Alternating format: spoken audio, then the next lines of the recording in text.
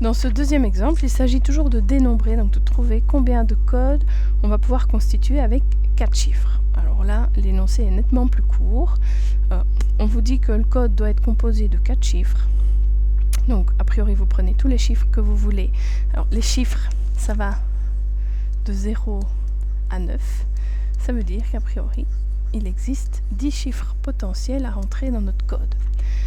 Alors, il n'est pas mis non plus que les chiffres doivent être différents. On sait tous qu'évidemment, c'est beaucoup moins sûr d'avoir un code du style 9999, mais voilà, ici, c'est pas précisé dans l'énoncé, donc les chiffres peuvent se répéter. Donc, je vais déjà me reposer les 3 questions qu'on a introduites dans la vidéo précédente. Est-ce que l'ordre, quand je rentre les chiffres pour un code, à part le cas évidemment où les 4 chiffres sont identiques, est-ce que l'ordre dans lequel je rentre les chiffres est important ? Mais bien sûr que oui. Est-ce qu'ici,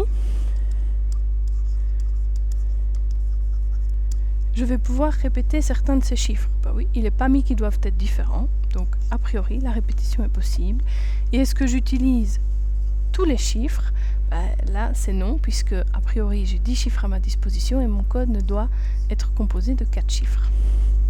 Bien, alors les méthodes intuitives, ce serait d'essayer tous les chiffres, tous les codes de 4 chiffres, 1, 2, 3, 4, 1, 2, 3, 5 et ainsi de suite, mais vous vous rendrez très vite compte aussi que vous ne pourrez pas tous les lister. Donc la technique des cases juxtaposées fonctionne également, on l'a vu dans la vidéo précédente. J'introduis les 4 cases de mon code et dans chacune des cases, je vais progressivement mettre le nombre de possibilités que j'ai de les remplir. Première case, j'ai 10 chiffres, donc a priori 10 possibilités. Puisque les chiffres peuvent se répéter, j'ai de nouveau 10 possibilités pour la deuxième, 10 pour la troisième, 10 pour la quatrième. Si je multiplie, ça fait 10 fois 10 fois 10 fois 10, ou 10 exposant 4. 10 exposant 4, ça ne fait rien d'autre que 10 000 codes possibles avec 4 chiffres entre 0 et 9, donc qui peuvent éventuellement se répéter. Ça, c'est ce qu'on va appeler un arrangement